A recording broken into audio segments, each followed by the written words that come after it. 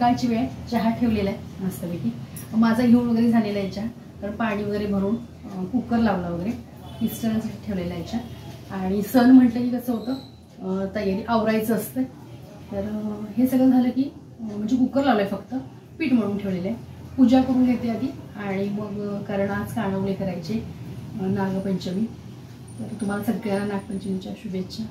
नमस्कार, मी पद्मजा, राजा राणीज वर्ल्ड या आपल्या यूट्यूब चॅनलवर मी आपल्या सर्वांचं मनापासून स्वागत करते।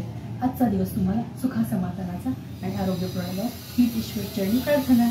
तर चहा देऊन घेते आणि मग पूजेला जाते। पूजा पण कशी करणार आहे ती शेअर करते। आधी ना देवघरातली पूजा करून घेतलेली आहे, दाखवते नंतर केलेली। तर त्यानंतर आपण जी ज्योतीची पूजा करण्यासाठी गेल्या शुक्रवारी पण मी दाखवलं की ज्योतीची पूजा केली, तर त्यासाठी जो फोटो असतो ना, तर त्यात हे नागदेवतेचा जो फोटो आहे ना, तर त्याची पूजा करते।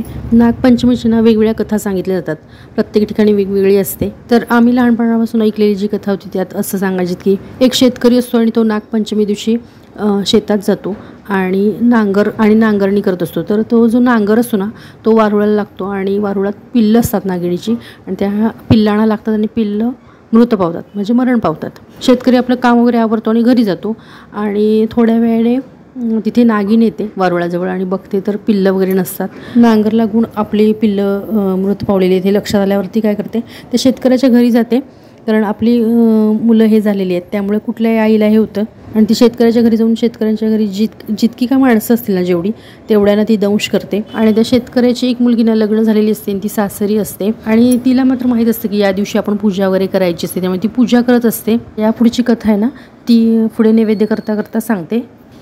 तर सारण करून घेतलं, सारण काही शेअर केलेलं नाही, खोबऱ्याचं केलेलं नाही, पुरणाचं काही केलेलं नाही, कारण खातच नाही मुलं वगैरे, खात नाहीत, मग नाही केलेलं। त्याचं ठेवते पाणी तापत आणि कानवले करायला घेते।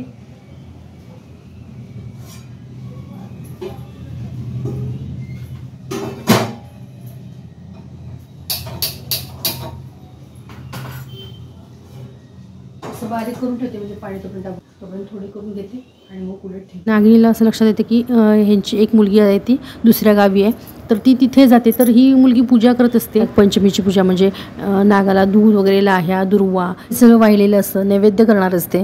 ती सगळी पूजा बघून नागिनी प्रसन्न होते आणि त्यावेळेला ती त्या मुलीला सांगते की असं असं झालेलं आहे म्हणून। ती अमृत देते त्या मुलीला की तुझ्या आई वडिलांना किंवा भावंडांना हे दे म्हणून। मुलगी माहेरी जाते आणि मग त्या सगळ्यांना अमृत देते, ती जिवंत होतात। आणि असं असं घडल्यामुळे नागिणीने दंश केलेला वडिलांना असं सांगते। तेव्हा वडील काय हे व्रत कसं करायचं, तेव्हा ती सांगते नागदेवतेची आपण पूजा करायची। त्या शेतकऱ्याने शेतात जायचं नाही, नांगरायचं नाही, खणायचं नाही किंवा तवा ठेवायचा नाही, तळायचं नाही, कापायचं वगैरे नाही, म्हणजे कट वगैरे करायचं। त्यामुळे तेव्हापासून या व्रताला सुरुवात झालेली आहे। कथा वेगवेगळ्या ठिकाणी वेगळ्या असल्या ना तरी मतीचा अर्थ तोच आहे की पशु प्राण्यांचं वगैरे जतन केलं पाहिजे।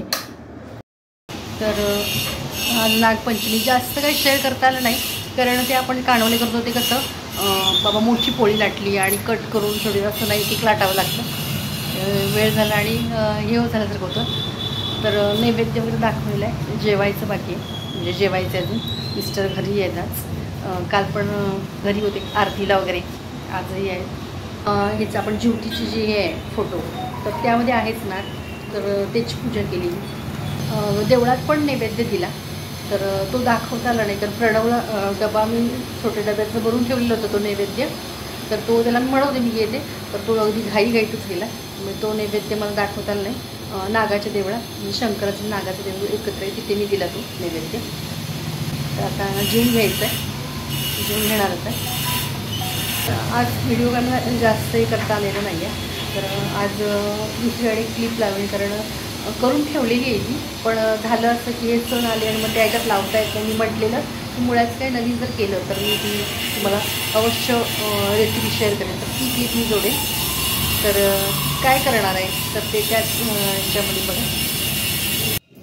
कुकर लावले आहे, कुकरला डाळ आणि तांदूळ, डाळ आणि भात लावलेली आहे आणि पीठ मळून ठेवलेलं आहे। मुळा तर किसणार आहे, तर मुळा आणलेला, तर त्याचं काय करणार आहे वेगळा पदार्थ, तर तो दाखवणार आहे। तर तो दाखवते का ते चालू करते आणि नंतर आमटी वगैरे फोडणी टाकले। हा मुळा आहे ना, तर त्याचे असं सोलाटण्याने वरची साल काढून घेते सगळी। ही व्हिडिओ क्लिप जी ना ती आधीची आहे, मोड वगैरे दिलेली ना तेव्हाच आहे हा क्लिप। पण सणाच्या ह्याच्यात कोणत्या दिवशी लावायचा ही क्लिप असं झालं, त्यामुळे आजच्या व्हिडिओमध्ये लावते. मुळा जसं दोन्हीकडचा भाग कट केला आणि किसून घेतलं किसणीवर, आणि त्या किसावर जरा असं मीठ घातलं की 10-15 मिनटं ठेवलं ना, ते पाणी भरपूर त्याचं पिळलं ना की पाणी भरपूर असं निघतं बघा. पाणी एवढं निघालं तेवढ्या मुळ्याच्या किसामधलं पूर्ण पाणी पिळून घेतल्यावर ना त्यामध्ये जिरे, जरासा ओवा, धनेपूड, कोथिंबीर आणि मिरची पूड असं घातलेलं आहे. मीठ थोडंसं घालून घेतलेलं, सगळं व्यवस्थित मिक्स केलं. आणि आता म्हटलं त्याचे पराठे करायचे, कारण नेहमी कसं होतं भाजी केली जाते किंवा कोशिंबीर, हेच बहुतेक मी तरी हेच करते, भाजी किंवा कोशिंबीर. पण एवढी आवडीने खात नाहीत. मला आवडते, मला खूप आवडते, भाजी असू देत किंवा कोशिंबीर असू देत, पण घरात बाकीच्यांना सगळ्यांना आवडत नाही. म्हटलं असे पराठे केले ना, पराठे कसले असू देत खातात. पीठ मळून ठेवलेलं ना, त्याच्यातला एक गोळा घेतला आणि त्याचं आपण पुरण कसं, पुरणाची पोळी कशी भरतो त्या टाईपमध्ये भरलं आणि हे असं बंद करून घेते वरची बाजू आणि लाटून घेते. जी आपण पराठ्यासाठी भिजवतो ना, ती जराशी घट्टसर ठेवायची. पातळ झाली तर मग लाटता येणार नाही व्यवस्थित. थोडीशी घट्टसर, म्हणजे आपण चपातीला मळतो ना त्याच्यापेक्षा थोडीशी घट्टसर मळायचं, चांगलं पण घट्टसर अशी ठेवायची. आणि बंद केल्यावर असं पीठ लावून घेतलं हातानं, जरा असं पोळीला कसं करतो पुरणपोळीला तसंच थोडंसं करून घेतलं, म्हणजे सगळीकडे ते जे आता आपण मिश्रण भरलेलं आहे ना मुळ्याचं जे हे, तर ते सगळीकडे पसरेल. आता लाटून घेते. आणि या दिवसात ना मुळा वगैरे भरपूर आलेला असतो, कारण इकडे कोल्हापूरमध्ये कसं आहे, श्रावणात ना जो श्रावण सोमवार असतो तर ते सोडायला एखाद्या श्रावण सोमवारी मुळा करतात, म्हणजे मुळ्याची भाजी वगैरे करतात. त्यामुळे भरपूर प्रमाणात अगदी मुळे आलेले आहेत. आणि असं डब्याला वगैरे पण द्यायला बरं आहे. पण गार झालं तर एवढंही नाही लागत. अगदी गरम गरम असतो ना तेव्हा पराठा फार छान लागतो. अगदीच भाजीला काय नसेल आणि मुळा असेल तर मुळ्याचा पराठा, कारण भाजीपेक्षा पराठा मुलं अगदी आवडीनं खातात. इथे तर तेल टाकून घेतलं कढईने मी. फक्त मुळ्याबरोबर एकच गोष्ट पाळायची असते, ती म्हणजे दुधाचा कोणताही पदार्थ ना, मुळ्याचं जर आपण काही खात असेल तर ते खायचं नसतं. त्याचबरोबर उडीद आणि गुळ हे पण खायचं नसतं. म्हणजे ज्या दिवशी आपण मुळा खायचं असतो ना, मुळ्याची भाजी, त्या दिवशी खायचं नाही. हे असं थोडंसं पथ्य पाळावं लागतं. तर आता करून घेते ना तो पराठा. मग अशी कसं केलेलं, पुरणाच्या पोळी जसं आपण भरतो तसं केलेलं. आता ही एक आधी पोळ्या अशा 2 लाटून घेतल्या छोट्या छोट्या, आणि त्यामध्ये आता हे आपण मुळ्याचं जे सारण केलेलं ना ते सारण भरून घेते. असं पसरून असं भरून घेते आणि त्यावर मग ही जी दुसरी पोळी मी लाटलेली ना ती त्यावर ठेवून घेणार आहे. थोडेसे कडेला फक्त काठ ठेवायचे, बाकी सगळं असं पसरून घ्यायचं, भरून घ्यायचं. आणि दोन्ही पद्धतीने पराठे छान होतात. आपल्याला जी पद्धत जमत असेल, अगदी सोपी वाटत असेल त्या पद्धतीने करायचं. सारण जरा जास्त भरायचं, म्हणजे कसं चवीला छान पराठा होतो. अगदी थोडं थोडंसं भरलं की चवीला लागणार नाही पराठा. हे जे पराठे करते ना तर हे आमच्या तिघांसाठी करते, कारण मिस्टर नाही, मिस्टर बाहेर गेलेले आहेत. कारण मिश्रण जर असं दिसलं असेल त्या मिश्रणात आम्हाला तिघांना पराठे करायचे. आणि हे असं दुसरी पोळी ठेवली की असं दाबून घ्यायचं, काठाने दाबून घ्यायचं, थोडंसं पीठ लावायचं आणि लाटायचं. हा दुसरा लाटून बघते, अशा पद्धतीने होतात छान. नाश्त्याला असू देत किंवा जेवणाला असू देत, पण गरम गरम खाली की अगदी सुंदर लागतात. कारण पराठा म्हटलं की असं कसं छोटासा असतो, बहुतेक आपण बघतो ते. तर हे जवळजवळ चपाती एवढं झालेलं आहे. मी हा जो पराठा केला आहे तो, प्रत्येकाची एक सवय असते बघा. आपल्याला मोठी मोठी चपाती भाकरी म्हणजे 1, 1.5, 2 खाल्ले की बास, म्हणजे असं पुन्हा छोटे छोटे करत बसायला आपल्याला ती सवय नसते. आता फुलके वगैरे असतात ते छोटे छोटे असतात, पण आपण लोक कसं एखाद्या दिवशी ते खाऊ फुलके वगैरे, पण चपात्या वगैरे भाकरी मोठ्या मोठ्याच करून एक 2 केलं की बस काम होतं आपलं पटकन. तर छान झालेले अगदी मुळ्याचे पराठे, मस्त झालेले. हे पराठे मुलांनी काय केलं, सॉसबरोबर खाल्ले, मी लोणच्याबरोबर खाल्ला. पराठे झाले ना त्यानंतर थोडंसं झाडून वगैरे घेतलं घरातलं, कारण श्रावण येणार त्यामुळे. कारण ही क्लिप आधीची आहे पण मी शेअर केलं नाही. झाडलेलं वगैरे जे काय स्वच्छता केली ते काय शेअर केलेलं नाही आहे. सगळ्यांनी खाल्ली. आणि त्यानंतर म्हटलं कुकर लावला, तर डाळ लावली, ती आमटी अशी फोडणी टाकली. आमटी पण तयार आहे. आता ते अगदी भरपेट नाश्ता झालेला आहे, त्यामुळे आता ही आमटी भातच खातील सगळेजण. आणि गरम गरम डाळीची आमटी, त्यात शेवग्याच्या शेंगा वगैरे घातलेल्या त्या बघा, त्यामुळे छान. आणि भात, तूप, लोणचं, पापड असा छान अगदी मेनू नंतरचा केलेला होता.